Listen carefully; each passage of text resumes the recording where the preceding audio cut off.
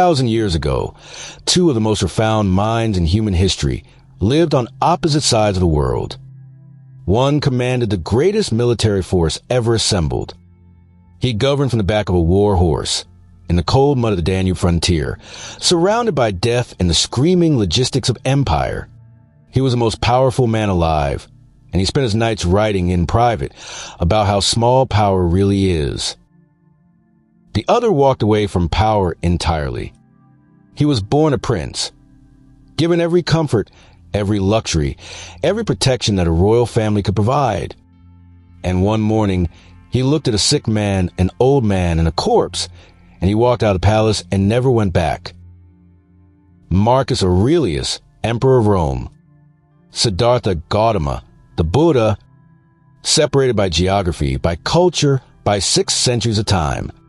And yet, if you place their core teachings side by side, the convergence is so complete, so specific, so precise, that it stops being coincidence. It starts to look like truth. Because that is what happens when great minds, working independently, looking honestly at the same human condition, arrive at the same conclusions. It means the conclusions are not opinions. It means they are something closer to the structure of reality itself.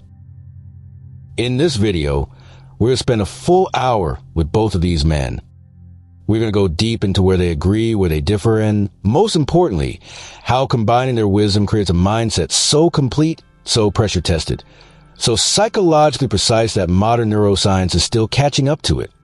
By the time we're done, you will have a practical, daily framework for building the mind of an emperor and the peace of an enlightened master at the same time. Let's begin. Welcome back to Stoic Compass. If you're new here, this channel exists to take the most powerful ideas in ancient philosophy and make them genuinely useful in your actual life.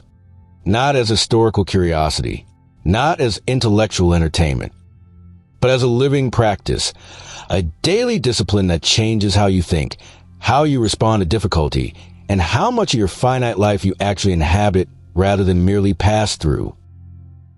Today's topic is one I've been building toward for a long time. Because the question, what would happen if you combine the Stoic philosophy of Marcus Aurelius with the mindfulness philosophy of the Buddha, is not an abstract philosophical exercise. It is, I believe, one of the most practical questions available to a person navigating modern life. Here's why. Stoicism at its core is a philosophy of action. It is deeply, urgently concerned with how you show up in the world, how you make decisions, how you respond to adversity, how you build character through the daily choices that no one sees but you. It is a philosophy that shaped Roman generals, American Navy admirals, and modern entrepreneurs. It is ruthlessly practical, relentlessly engaged, and designed for people who live in the world rather than away from it. Buddhism at its core is a philosophy of perception. It is profoundly concerned with the quality of your inner experience, with how you see, how you process, how you relate to the constant stream of sensation and thought that constitutes a human mind. It is a philosophy that produced the world's most sophisticated meditation traditions, the deepest psychological analyses of consciousness ever written, and a model of compassion that has been transforming lives for 2,500 years. Alone, each tradition is extraordinary. Together, they are something that I genuinely believe has no parallel in the history of human philosophical development. The action orientation of the Stoic grounded in the perceptual clarity of the Buddhist. The engaged, world-shaping energy of Marcus Aurelius, guided by the spacious, clear-seeing mind of the Buddha. This is what we're building today. Step by step, principle by principle, practice by practice. Lesson 1. The golden cage. True power is internal. Let's start where both traditions start, with the most fundamental insight they share. And it is, on its surface, counterintuitive enough to stop most people cold when they first encounter it. External achievement does not produce internal peace. I know you've heard some version of this before. Money doesn't buy happiness. Fame is hollow. Power corrupts. We've all heard the phrases. We've all nodded at them, and then gone back to organizing our entire lives around the acquisition of exactly those things. What makes the Stoic and Buddhist versions of this insight different, what makes them worth spending your entire hour with, is that they don't just assert the principle. They demonstrate it through specific lives, specific practices, and specific psychological mechanisms that explain precisely why the principle is true. Marcus Aurelius. By any external measure, Marcus had everything. The most powerful political position in the world, wealth beyond calculation, military authority that extended across the known world, the respect and admiration of an entire civilization. And in his private journal, the Meditations, written for no audience but himself in the margins of one of the most demanding lives ever lived, he wrote things like this: "Very little is needed to make a happy life. It is all within yourself, in your way of thinking." Read that again. The most powerful man in the world, writing privately, at the end of another brutal day of governing a crumbling empire, telling himself that happiness requires almost nothing external, that it lives in the quality of thought, not the abundance of circumstances. This was not resignation. This was not the writing of a man who had given up on the world. Marcus spent every day of his reign actively engaged with the world, making decisions, leading armies, negotiating treaties, administering justice across millions of square miles. But internally, privately, philosophically, he had made a separation, a precise, deliberate, daily separation between the quality of his external circumstances and the quality of his internal experience. He had decided that one was his responsibility and one was not. The Buddha made the same discovery from exactly the opposite direction. Siddhartha Gautama grew up inside the golden cage. His father, King Suddhodana, was so determined to protect his son from suffering that he built 3 palaces, one for each season, and staffed them with only the young, the healthy, and the beautiful. The sick, the old, the dying were hidden. And then one day, the stories tell us, the young prince rode out to the palace gates and encountered them. An old man bent by age, a sick man ravaged by disease, a corpse. He returned to the palace and could not eat, because he had seen something that all the architecture of his father's love had been designed to hide, that the circumstances of his life, however beautiful, however comfortable, however perfectly arranged, offered no protection whatsoever from the fundamental conditions of human existence. Every external arrangement is temporary. Every palace will fall. Every body will age. Every relationship will change. Every achievement will be forgotten. The question, the only question that the Buddha and the Stoics agreed was actually worth asking, was this: is there a form of well-being that does not depend on any of that? Is there a quality of inner life that external circumstances cannot reach? Both traditions answered yes. Absolutely yes. And both spent centuries developing the precise practices needed to cultivate it. Now here is the crucial modern application.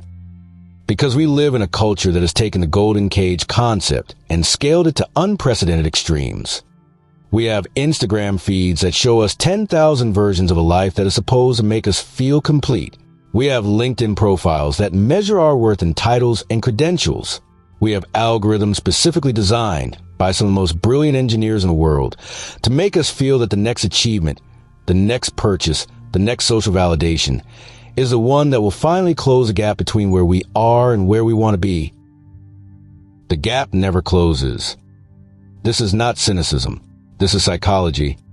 The hedonic treadmill, the brain's documented tendency to return to a baseline level of happiness regardless of external changes, is one of the most replicated findings in psychological research. Lottery winners return to baseline within 18 months.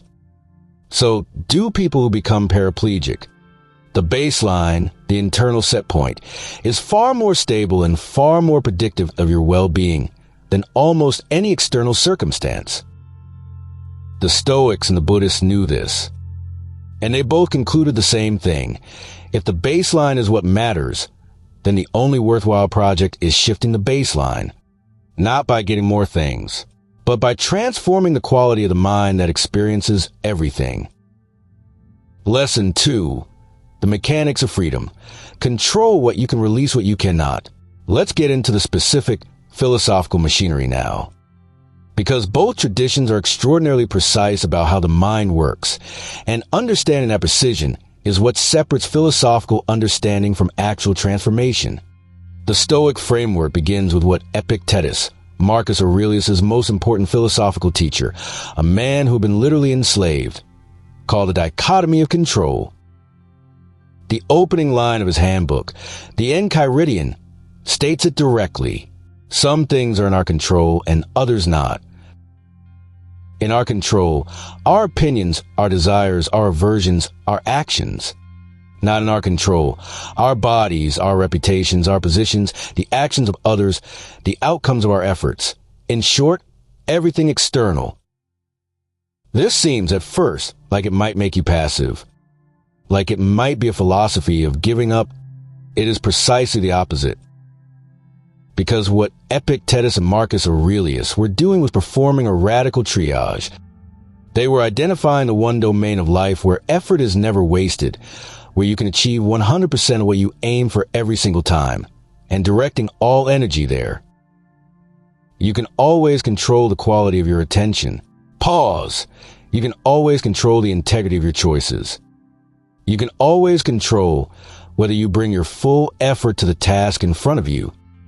You can always control whether you treat the person in front of you with respect and care. These are your variables. These are the things that, when improved, reliably improve your life, because they are things that actually belong to you. The Buddhist framework approaches the same reality from the angle of attachment. The Buddha identified what he called the 3 poisons, the 3 fundamental mental states that produce all human suffering. The first poison is greed, or more precisely, craving. The desperate wanting of things we don't have, combined with the conviction that having them will make us happy. The second poison is aversion, the desperate wanting to be free of things we do have, combined with conviction that removing them will make us happy.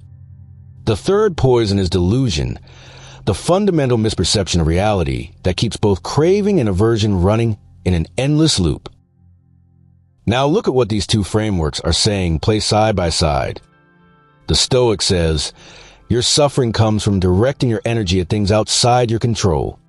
The Buddhist says, your suffering comes from craving things you don't have and being averse to things you do have. These are the same insight, expressed in different vocabularies, developed in different cultural contexts, but pointing at the same precise mechanism of human suffering and prescribing, in different languages, the same liberation. Craving is a mind directed at something outside its control and insisting it must have it. Aversion is a mind directed at something outside its control and insisting it must be removed. Release the insistence. Stoically, by acknowledging what is and is not within your power. Buddhistically, by recognizing the impermanent nature of all objects of attachment, and the suffering dissolves. Let me make this concrete, because this is where philosophy needs to land in actual life, or it is useless. You are in a difficult conversation with someone who is treating you unfairly. Let's say a manager or a parent or someone you love who is in pain and directing that pain at you.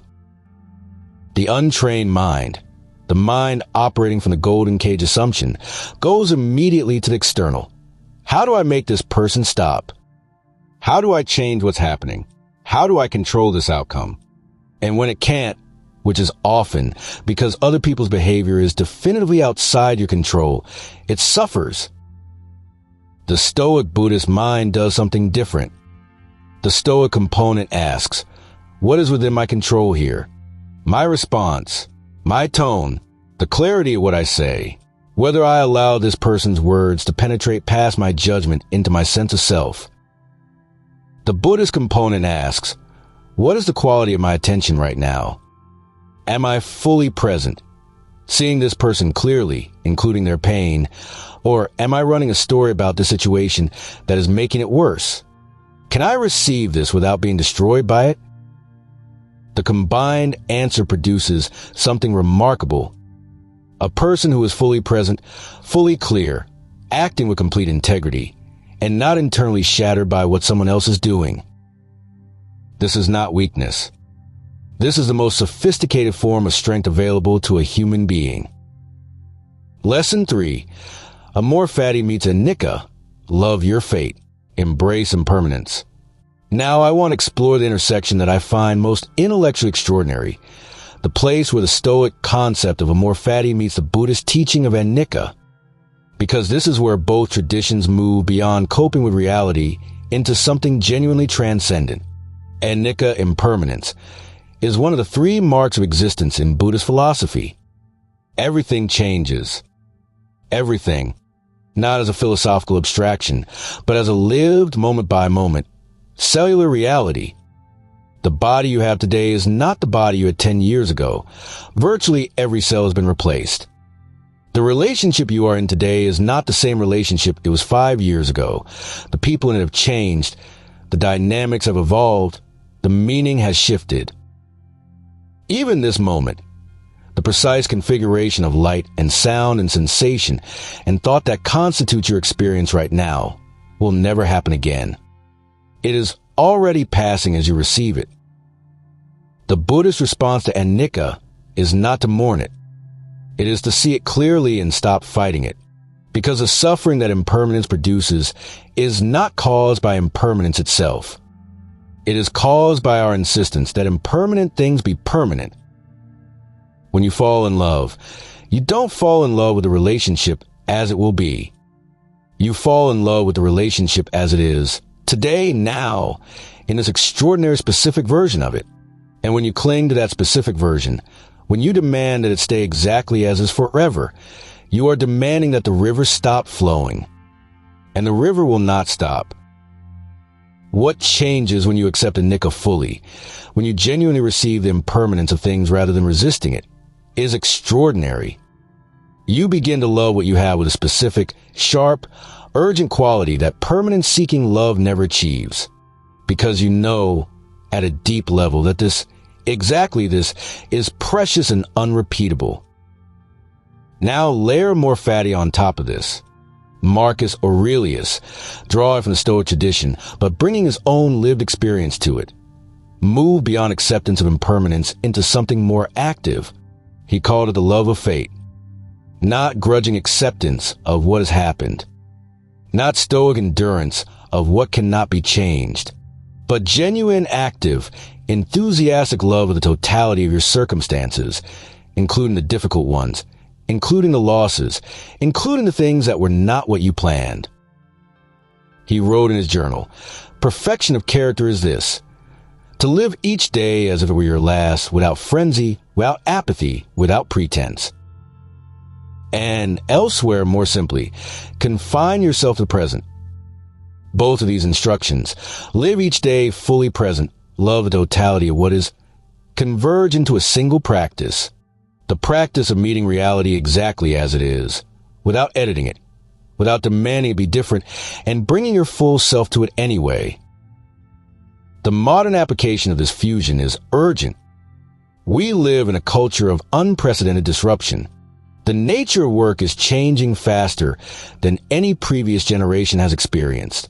The social structures that gave previous generations stability are shifting.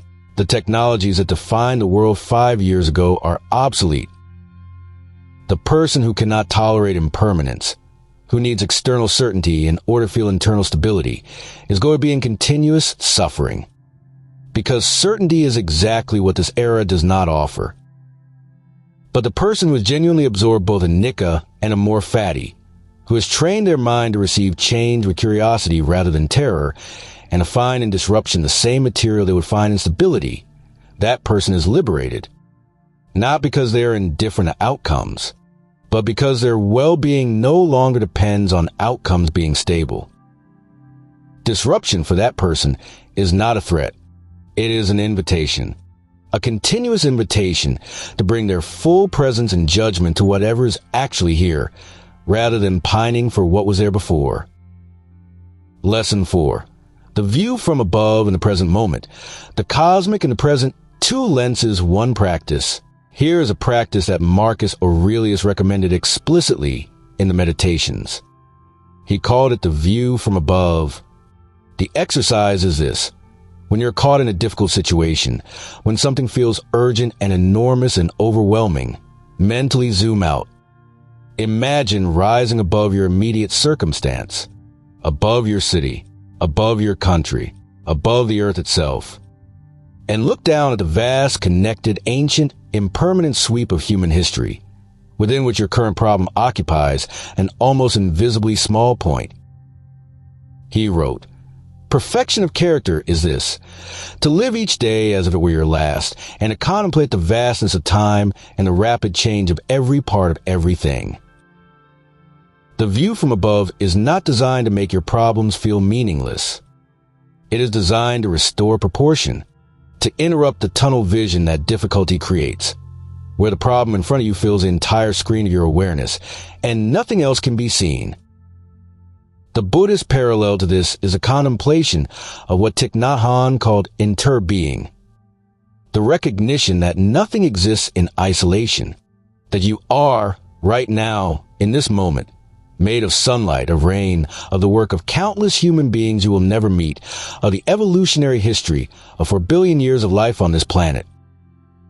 When you see yourself as isolated, as a separate, individual, self-contained unit navigating a hostile universe, every problem is your problem alone. It is crushing in its singularity. When you see yourself as interpenetrated, as a node in an ancient, vast, interconnected web of existence, something the terror of individual difficulty dissolves. Now here is where this expands into something practical. Both the view from above and the interbeing contemplation are tools for one specific purpose, restoring the present moment as the field of action. The ordinary mind, when threatened, does two things. It goes into the past, looking for similar threats and the outcomes they produced. And it goes into the future, projecting the threat forward and imagining its worst possible conclusions. Both of these moves take you away from the present. And the present is the only place where anything can actually be done. The Stoic view from above, by showing you the vast scale of time, makes the urgency of the threat feel less absolute and gives the mind permission to return from the future catastrophe and be here. The Buddhist contemplation of impermanence, by showing you that this moment, however difficult, is already moving, makes the fixity of the threat feel less permanent, and gives the mind permission to return from the past replay and be here. Here. Now. With the full clarity and intelligence that only presence makes available. Marcus Aurelius returned to this again and again in the Meditations. Confine yourself to the present. 3 words, repeated across dozens of pages, from different angles, in different contexts. Because he understood, from inside of a life with maximum external demands, that the present is not a destination you arrive at. It is a practice you return to. Continuously. Patiently. Without self-judgment when the mind has wandered, because it will always wander. And with gentle, firm consistency in bringing it back. Lesson 5. The 4 agreements between the emperor and the monk, where they meet the core convergence. I want to give you now the 4 specific points of convergence between Marcus Aurelius and the Buddha. The 4 places where their philosophies are not just similar, but essentially identical. These 4 convergences are the foundation of the unified mindset we've been building toward. Agreement 1. The source of suffering is internal, not external. Marcus wrote, "It is not events that disturb us, but our judgments about events." The Buddha taught, we are shaped by our thoughts. We become what we think. Both are saying the same thing. The quality of your inner world determines the quality of your experience of the outer one, not the reverse. Agreement 2. Change is a fundamental nature reality. Marcus wrote, "Loss is nothing else but change, and change is nature's delight." The Buddha taught anicca, impermanence, as the most fundamental characteristic of all compounded phenomena. Both are saying The universe does not hold still for you. Train your relationship with change, not your ability to stop it. Agreement 3. Present moment awareness is the foundation of wisdom. Marcus wrote, "Confine yourself to the present." The Buddha taught, "The secret of health for both mind and body is not to mourn for the past, nor to worry about the future, but to live the present moment wisely and earnestly." Different sentences, same sentence. Agreement 4. Compassion and service are the natural expressions of a trained mind. Marcus wrote, "What injures a hive injures a bee."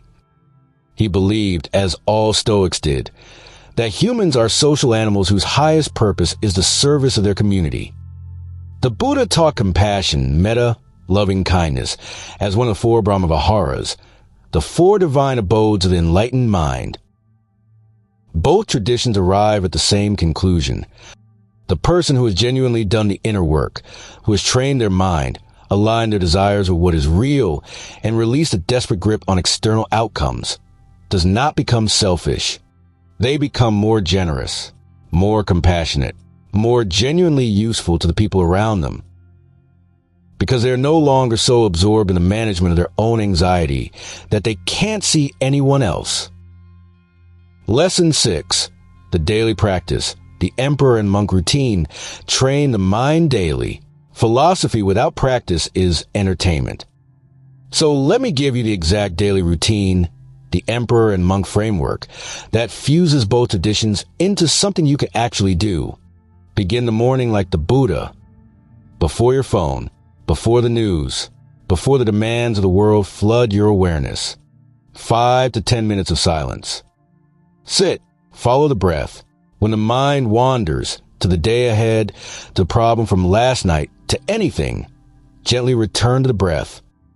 You are building the neurological pause button, the gap between stimulus and response, the space where all wisdom lives.